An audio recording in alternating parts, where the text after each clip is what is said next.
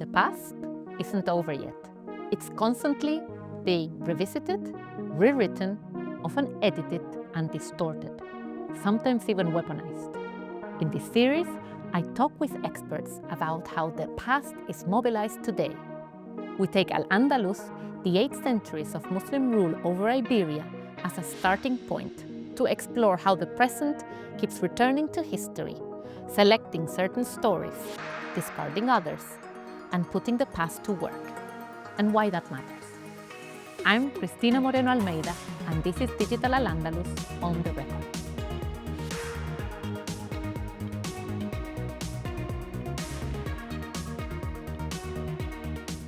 This is a very elitist concept at its root.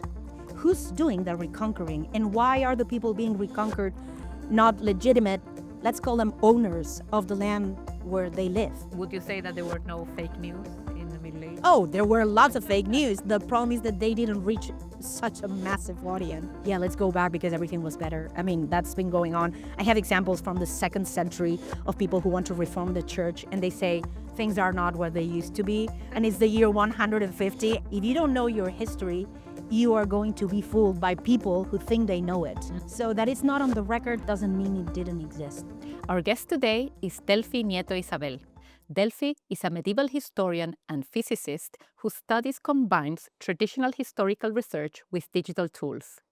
Delfi has used network theory to trace how alternative religious ideas moved through hidden communities, particularly among women, across the Mediterranean. Her work on religious dissent reveals how belief, gender, and community shaped the medieval world in ways that still resonate today.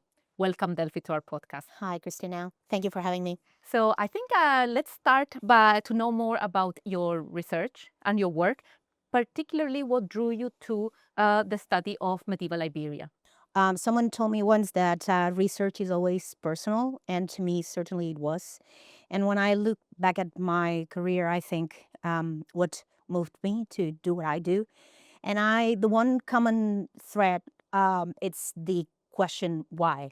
So I was always mystified by why things happened. And I have a secret past. I started out as a physicist. So that was clear because why is like the question that rules over the whole discipline.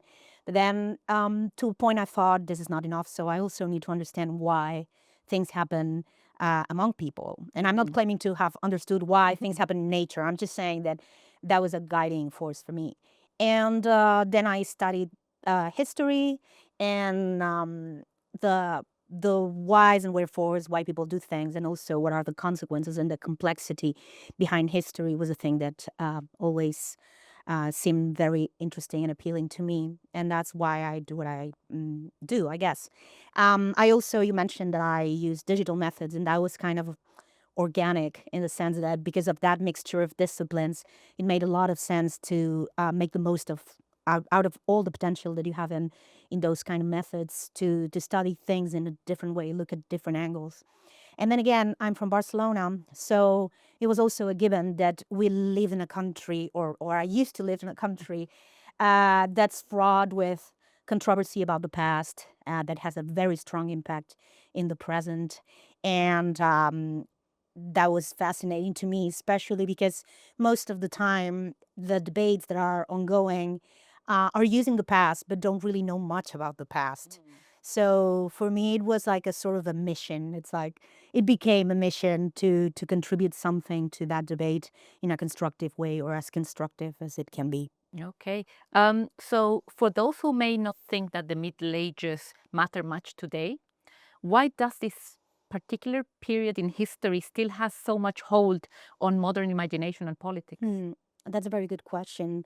Well, the first answer, the most immediate answer would be that it's far enough that it's bordering on fantasy, but close enough that it relates to us in some ways that resonate within us. So that's the most analytical, scientific answer. But then there's another answer, and that's that our systems, as I see them, are very much based on things that happened in the 19th century. So the 19th century is the century of Romanticism, but also the century of nationalistic views. And when people were trying to root their nationalistic views on something, they looked back to the past. And of course, the Middle Ages is the moment when all what we call nations today started to, emerge in very different ways from what we see today, but still, like the budding system started. So they looked back to the Middle Ages and they brought it back, they recovered it, which I'm thankful for, because many of the sources that we have today to study as historians were edited and rescued from, silence precisely in the 19th century. But in other ways, it was not so good because it was heavily romanticized. So it became more of a myth, an idea, than the actual nitty-gritty history of the period. And to be honest, that has done us very few favors, because it brought with it a lot of negative emotions and abuse, misuse. And I think we'll get the chance to talk more about that. But in short, I think that our systems are very much the heirs to the 19th century, and we basically took everything they handed over to us and went with it to the very bitter end. So we, particularly in Spain, medieval Iberia is framed within these narratives of convivencia, coexistence, certainly nowadays reconquista, reconquest, and this idea of the clash of civilizations. So what gets lost when we rely too heavily on these kind of narratives? Okay, how much time do we have for that question? Okay. Particularly in your work, maybe, because I think maybe we can explain a bit your work. So because I study religious intolerance, religious persecution, and of course the othering of whole communities, whole groups, it has a lot of that has a lot of connections to the issues you're asking about, right? But I think that the problem with those concepts is, us historians, it's always the same. We need words, right? We need words to define concepts, because otherwise we would be going on and on, 3 sentences to define one single thing. So I understand the purpose of those words in the beginning, and it's okay to use some agreements to try to define what happened. But then you need to look past that. And I think that most of the academic community, certainly historians, are now, I like to think, beyond the single point of view that this Reconquista on the one hand and Convivencia on the other are, the cure-all. They explain everything that happened back in the late Middle Ages in medieval Iberia, right? But the problem with those concepts is that they stay with people. They go beyond the historical community. And some people who honestly haven't read many history books, they still think that those concepts are, the gist of it, especially in the age we live in now, with social media, with those messages that need to be like 1-minute videos or 280 character messages. It's useful to have, I say Reconquista and everybody knows what I'm talking about. But the problem about those concepts is that they are so limiting, because on the one hand, they call to a message of exceptionalism, like convivencia, this ideal place where people were like, playing the violin in the streets, and you're a Muslim, I'm a Jew, or you're a Christian, we love each other, our children go to birthday parties together, and that's so not it. And at the same time, Reconquista is even worse, because as I kept telling my students when I was back in Spain and teaching medieval Al-Andalus, the problem with Reconquista is that it gives you the idea that you're conquering something that was yours to begin with. Yeah. And that makes it seem as if 90% of the population, who, let us remember, stayed in the land, and the only ones who fled to the north were basically noblemen. Those were the actual owners, the ones who have to reconquer what was theirs. And what about the millions of people who lived in the country, not the country, that's an anachronism, the land, and they decided to convert and they became Muslims? Are they like less of, rightful owners of the land they live in because they didn't flee? And then because they are Muslim, oh no, this is not yours, it needs to be ours again. And who are you? You fled to, let's call it France, and then came back, and your descendants are claiming to be the rulers. So it makes it's a very elitist concept. And I think that when people try to convince like the general audience. I'm not talking about an academic audience here. They are trying to convince them that Reconquista doesn't work for academic reasons. They are missing the point, because what you need to explain to the people is that this is a very elitist concept at its root. Who's doing the reconquering, and why are the people being reconquered not legitimate, let's call them owners of the land where they live, right? So that's the problem with that. And in the end, both convivencia and reconquista are two very polarizing concepts. Yes. And the history in general, but certainly the Middle Ages and certainly medieval Iberia, was much more complex than that. And it was a place where coexistence was certainly possible in certain places, and we know it happened.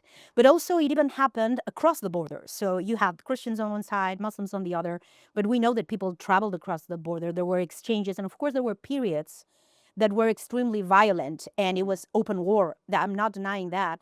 But also there was a lot that those were, I would say, the minority of the periods. And most of the time it was like, they are the neighbors, maybe I don't like them.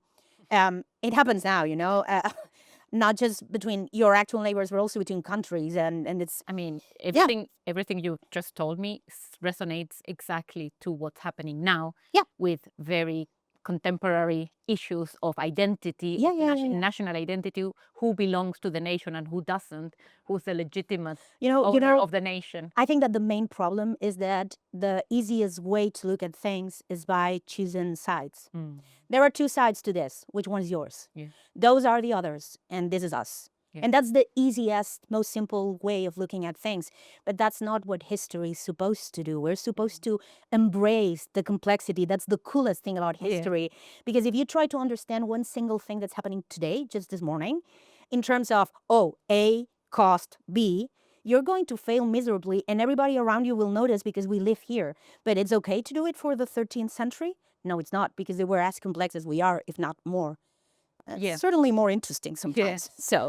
So coming back to kind of the contemporary political debate, so how do you think these contemporary political and social debates are shaped by the way medieval Iberia, particularly, and its history is taught and discussed today? I think it's two-way exchange. So I think certainly politics feeds off what they think they know of history, which is usually just skimming the surface in the saddest of ways. Just, oh, Reconquista sounds cool. Let's use it all over and say it means something that we think it means, without actually looking at what we're talking about, what's the origin of the word, right?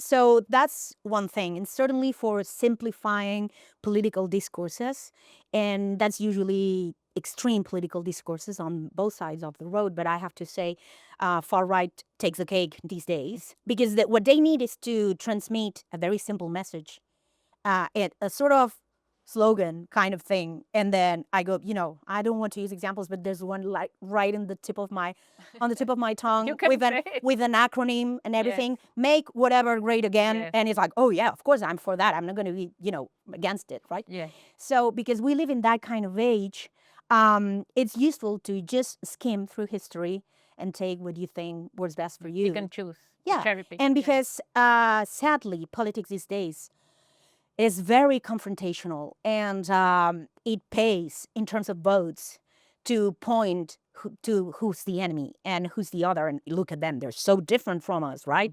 So we cannot agree on anything, and this is like a war. And so would you say that this was not the case in the Middle Ages as it is now, or it was a bit the same? Oh, that's a very complex question. And I would there's the historian's answer, which is, oh, this has happened before, and it was much more complex than this. Those are our two go-to places. But it's true in this case, because of course it very much depends on the period. It very much depends on the context. Because when we say Middle Ages, we are talking about 1,000 years of history, usually Western Europe, but also there were, other places in the world existed too. So of course there were factions. Of course, that's always been the case. But I think that the big change, if that's what you're asking, is that communication today is much, much easier, and also much, much dangerous. Because you don't need to have special training or special education or honestly, you don't have to be well informed to get these messages. Okay. And many people use these messages to get informed, which is like a twisted way of getting informed. And then this resonates and has a massive echo. And that's the difference, probably. The Middle Ages was much more isolated, so people didn't get news that easily. And honestly, to a point, I think that was better. Don't quote me on this, but yeah, when you see the effects of what's happening right now, whoever can say whatever, and there's no consequences. So would you say that there were no fake news in the Middle Ages? Oh, there were lots of fake news. The problem is that they didn't reach such a massive audience. I see. Yeah, I could give you a couple of very interesting Yes. examples, but really? Please. Oh, okay, I'm gonna blow your mind now. I want to And medieval it's, fake news. well, it's about let's say women, for example. It's just the first that sprung to mind, and it's completely unrelated to what we're talking about. So fair warning, but even people who don't know much about Christian religion or Christian culture, when you talk to them about Mary Magdalene, for example, whomever you ask that knows like a couple things about, she will say, oh yeah, she was a prostitute, right? Yeah. And then she was like brought to the light by Jesus, whatever. Well, newsflash, nobody thought she was a prostitute until a very famous sermon by Gregory the Great, a pope. And 6th century, he makes the connection between two women in the gospel, one of them Mary Magdalene, and he decides from that moment onwards she is a prostitute. But actually what we think right now, and the people who actually do research on this period of early Christianity, is that she was one of the sponsors. There was a massive group of women who were very wealthy and actually sponsored the mission, the early Christian mission to spread the message of the historical Jesus, whatever you believe, right? And these women were increasingly left in the shadows when the system became more and more patriarchal. And the stellar example of that is Mary Magdalene. And whoever you ask, I was just having this conversation with my mom yesterday. She said, oh yeah, of course, because she started out as a prostitute, but then she was a good woman. It's like, wrong. You have been, I mean, you've believed a message that's been going on since the 6th century, but not before. So yeah, that's a very big example of fake news. There are others, but that's one of my favorite ones, I would say. So how do you see patterns in how different groups selectively use medieval history to tell very different stories about identity and belonging today? Okay, so it very much depends on what you want to promote. So let's say you want to promote the idea of coexistence, which is, I mean, praiseful. Then you, of course, will pick and choose the moments in history where you can see communities living in peace and, sharing services and lots of commercial exchanges, contracts, and whatnot. But sadly, I mean, that's also a misuse of history. But honestly, I'd rather see that than what we see more frequently, which is the other way around. You want to promote difference. You want to encourage people to think that the people who are around them and are different, they're the enemy. Then there's plenty of examples in history to just cherry pick. But I find the example always of convivencia, particularly in Spain and in North Africa, quite interesting nowadays, because we're talking about convivencia even nowadays when there's a big majority of one of the communities. So, for example, in Spain, Christian.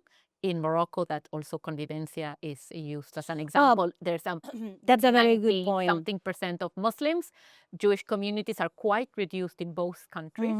But still we kind of praise and we say, we talk about I always like, well, what I would tell my students if this was a source analysis, one of the first questions you teach them to ask is, who's doing it and what's their motivation? So, and what you said, that's a very interesting point, but because usually who promotes the idea of convivencia is the majority.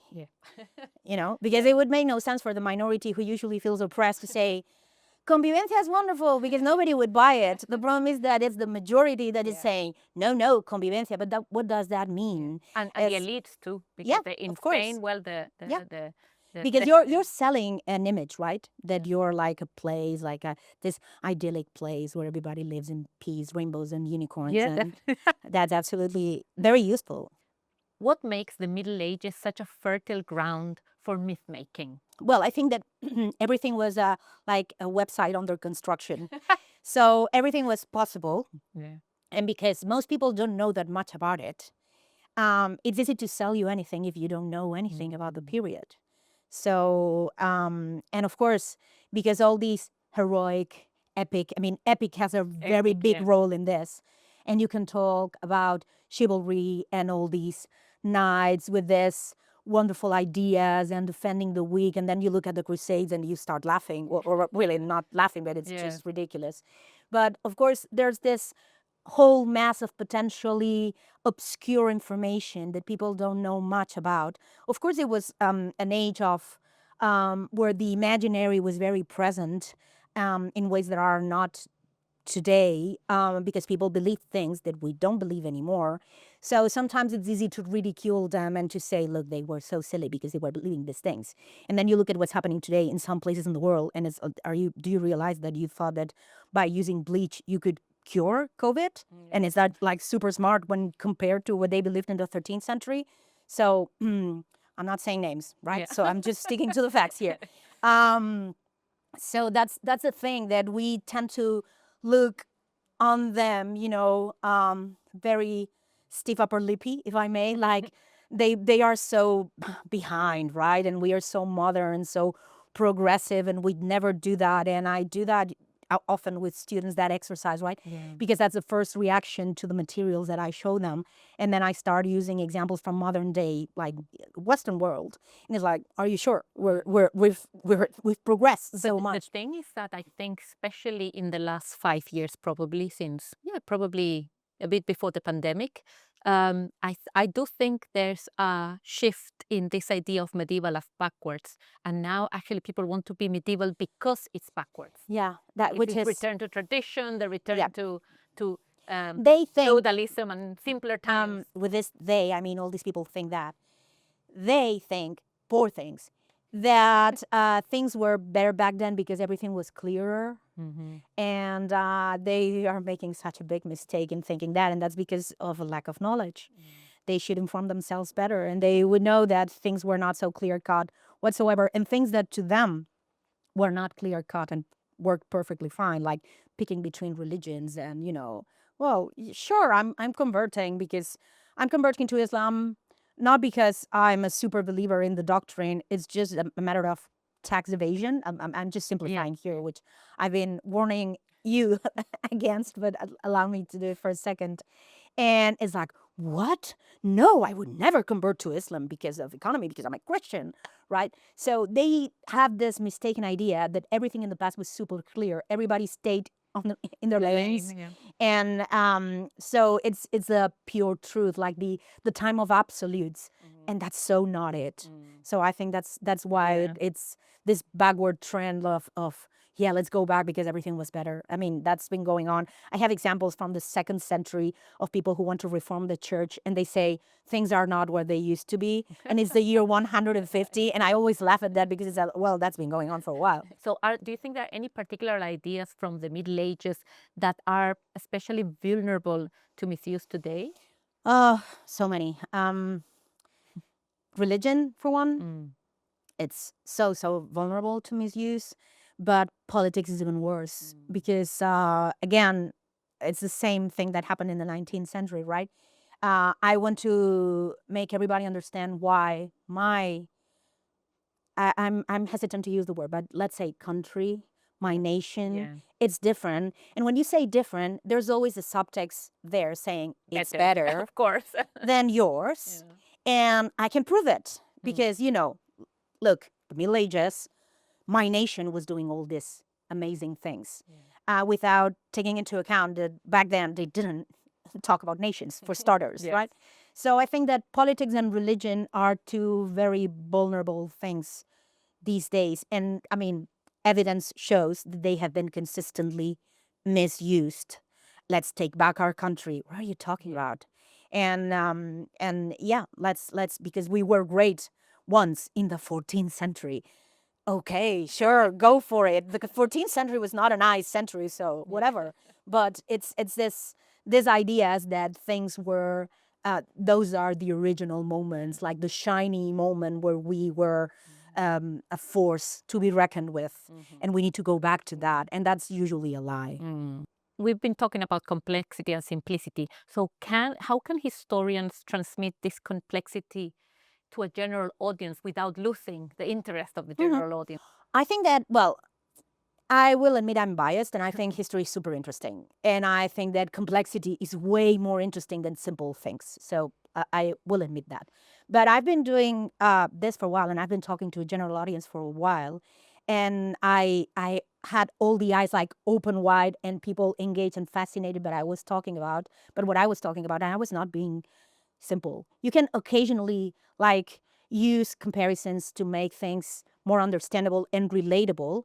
But then I think you just need to be clear about message, and you just need to make the connection. What I think is very important, and I think this is originally a quote by a great historian, Mark Bloch. Um, uh, so I'm just gonna misquote him, but basically it's, well, if you don't want to be fooled by words, learn their history, right? So, and I think that always works, because when you make people think about, well, in your language, why do you think you use the word noble to say something is good? Yeah. Who sold you on that idea? And why do you use the different words you use, right? There's all the words have a history, and they have a process, and they teach you so much. And I think the key here is to make people understand history is not boring, is the opposite. And understanding the complexity is not boring, is smart and very interesting. And if a TV show on Netflix, oh, sorry, wasn't I supposed to You can do the promo? Yeah, was super simple, and there was just one plot line, nobody would watch it. They would thought this is boring as hell. And that's why complexity and plot twists are interesting. It's the same with history. It's just about, and also the digital media, using all the digital apparatus around us in the right way can show people that history is interesting and it's worth learning, because there's a very practical argument there. If you don't know your history, you are going to be fooled by people who think they know it and think they can use it to fool you. So yeah. But would you say then that people, it's not that people are not interested, but that are not interested in knowing these complexities maybe, because it doesn't advance their own political ideology? I refuse to believe that people are not interested in complexity, because the minute I start believing this, I'm just quitting. As a species, we've been historically, pun intended, interested in complexity. So I don't think people are dumb. I just think that people are being abused in so many ways by people who have a very big loudspeaker. And that's the problem, the loudspeaker. And it's just that you need to have access to education that gives you different points of view that you can pick and choose from, not just one guy shouting in your face, and then you believe him because he's shouting the loudest. So what responsibility do historians have when, we misuse history in a way? I'm super belligerent. So I think I have a duty. I have a duty to correct. So even I will admit that not always makes me very popular in conversations with non-historians, but if someone is saying something that's just not right or dumb, it's your duty to tell them, no, that's not right. And you don't need to appear like super educated and super posh or anything. It's just, no, that's not how it is. And many, many times you will fail because people, there's this cognitive dissonance that people are very fond of. And they'd rather believe what they already believe than actually listening to you. But maybe one person in the room will say, wait a minute, and question the things they've been hearing, and that's worth it. That's absolutely because worth it. that sounds also interesting in the era of the, as they call it, post-truth era. Absolutely. When really there are no experts, or at least the expert opinion is not as valued as, or is as valued as anyone else's opinion. So we can just not take it and say, oh, well, is the world we live in. No, we need to fight it. I always taught my students like this kind of preaching moment in my class where I said, from now onwards, if you ever hear someone use the word reconquista in a way like, oh, of course, please shut them up and explain why. I mean, not be very articulate, obviously, but now you know the reasons why. So please do it. It's your duty from now on, because now you know. But what is interesting that in Spain, actually, among historians, there's still books being published. I know. Questioning and Because kind of going back and forth about Reconquista. I know. Flash news, historians are people too. Historians have context too, have ideologies. And I would love to say, oh, no, all fellow historians are with me in this battle against disinformation. There's not. Some are complicit. Yeah, some are complicit. But again, we have a long history. Let's remember Spain had a 40-year dictatorship, and that educated a lot of people, probably in the wrong way, but we still have heirs of that trend. So, and of course, the different political factions in place right now, and I'm not just talking about the far right, I'm also talking about independence movements and whatnot. Everybody cherry picks history, poor history.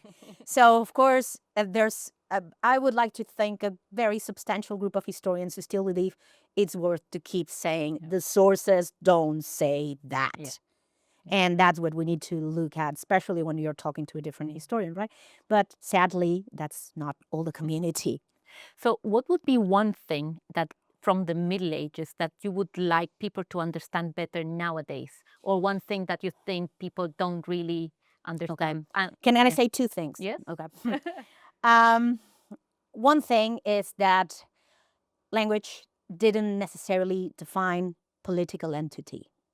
Okay. So my sources, for example, I work across the border, the Pyrenean border. So you see people who talked in Catalan and they were recognized as coming from Catalonia because of the way they talked.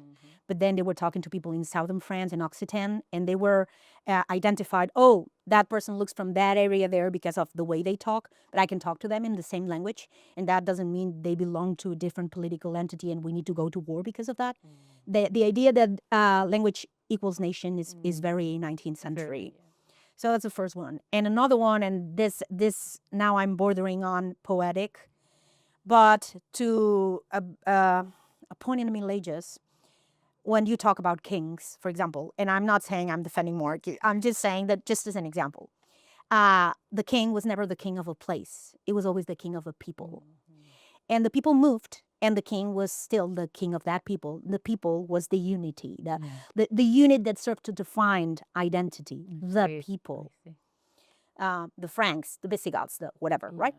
And then at some point, it starts evolving. People get settled, and then it's the land. And the king starts being the king of France instead of the king of the Franks. And I think, of course, that was good for economic development, social development, probably other things too.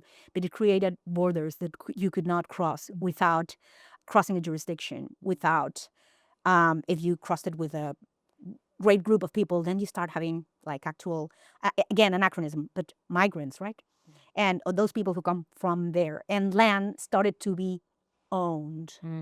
And because it started to be owned, then it started to be conquered. Because if I'm the king of this place, not of these people, but of this place, and I conquer this area right across the border, then that's this place too. So I'm the king of a bigger land. And if you look at the news, we're still obsessed with who owns the land. You know what? Because I'm a ruler, I just decided that I need that land over there, and it's going to be mine, whatever it takes. So who are you? Are the ruler of a people, or are you the ruler of this like tiny, or not so tiny, plot of land? And I think I would like people to understand that the unit of measure, what's important, because that's the thing here. The gist of it is that what is important is the people and not things that can be owned. Well, just to finish, so if listeners or audiences would take an idea from your work, what would that be? Very simple idea. Women existed, and that's something we know for sure, even if sometimes they don't appear in the sources. So that it's not on the record doesn't mean it didn't exist. It just means that we need to look harder. Okay. Well, thank you very much. Are you ready for our lightning round? I think so. Hi, Delfi. Hi. In this lightning round, I'm going to read out loud some sentences. Okay. And you tell us, was it said by a nun or a pop star? A modern nun or? Any nun. Oh, okay. I'm not great on pop, I have to say, but sure. Let's go. Okay, let's start. The first one. The only way to save us is through divine intervention. Okay, I'm going to say pop star, because the whole concept of divine intervention, they wouldn't have phrased it that way in the Middle Ages. Let's go with that. This was sung by Björk on Rosalia's track Berghain, released in 2025. Cool. Crushed it. Yeah, next one. I'm sure of her love. I tell her she owes me more because I'm stunned by how much I love her. That's not pop star and that's not medieval, because that sounds a lot like 16th century mystics. So I would go with none, past, early modern. Oh, God. Very good. This is from a 1578 letter sent by mystic nun Saint Teresa of Avila It sounded like to Maria de the San stunning Jose. thing. Yeah, cool. When one loves, one does not calculate. Okay, again, the phrasing is very modern, so I'm doubting the English translation of that. So it's probably a nun from days past, but she probably didn't say calculate. She would have used another verb to the same effect. I'm going to go with past nun. Very good. Yes, so this line is found in the autobiography of Saint Thérèse of Lisieux Okay. in 1898. I don't know So past. what's the French. Probably said in origin. French. Yeah, makes sense. Because there are other languages other than English. Yeah. Who would have believed that? Yeah. Yeah. Number 4. Yesterday I heard God say, "It's in your blood," and his words struck me like lightning. Oh, wow. That's a difficult one because the metaphor is very, it could be medieval. I'm going to go with the odds there and say pop star. Very good. This line comes from one of Lana Del Rey's latest releases. I feel legitimized. Totally. They don't have to, remove my PhD or anything. Cool. Good. So number 5. Though I'm poor, said Dominic, as he spoke unto the Lord, I will be your humble servant, and your love is my reward. That looks like a trick question. Because Dominic, I'm going immediately to Saint Dominic, but you wouldn't have made it that easy, would you? I just want to say I don't do nuns. So, okay. Whatever. I'm gonna say none. Yeah, so this was a tricky one because the song Dominic was sung by Belgian nun Sœur Sourire. So it's a nun. It's a nun. Got it. But the song became a global hit in 1963. 1963. So it's a nun and a pop star. Okay. 6. It's hard to dance with the devil on your back, so shake him off. I know that one. That's a pop star. Do you know who? Is it Florence and the Machine? Yeah. Yes. Yeah, is the song Shake It Out. Thank you, Father. Wanna lift my hands up and praise. Every time I'm hearing your name, I want to reach out and rejoice at the mere sound of your voice. Sounds like Madonna, but I'm going to say none. So this sentence was sung by Cristina Aguilera, Okay. American pop singer. Madonna lookalike. Yeah. Okay. Number 8, let us pretend that I'm happy, unhappy thought, for a while. Okay. None. Yeah, this comes from a poem by Sor Juana Inés de la Cruz, 17th century Mexican nun. Yeah, in my defense, I've heard that in Spanish, not in English. And the translation's not stellar. Sure. Let's not speak of how we love each other. It never ends. 6 weeks felt like 6 years. I feel it stronger every day. Pop star. So this was a passionate letter written by Carmelite nun Ana de Jesus to her fellow nun Beatriz de la Concepción. Okay, cool. And the last one, Okay, thank God. religion's in your lips, even if it's a false god, we'd still worship. Pop star. Yeah, this Phrasing sounds very modern. 2019 Taylor Swift false god. Okay. Thank you, Delphi. Okay, Thank you sure. Sorry. Thank you. That was not so bad, and now I feel I can go to a pop quiz or something and be decent about it. So cool. Thank you very much. Thank you. Sure. That brings us to the end of today's podcast. Please check the work of our experts in the episode notes. And to learn more about the Digital Al-Andalus project, please visit our website. Thank you for joining us on the Digital Al-Andalus on the record. Until next time, remember, the past isn't dead, it's just being redrafted.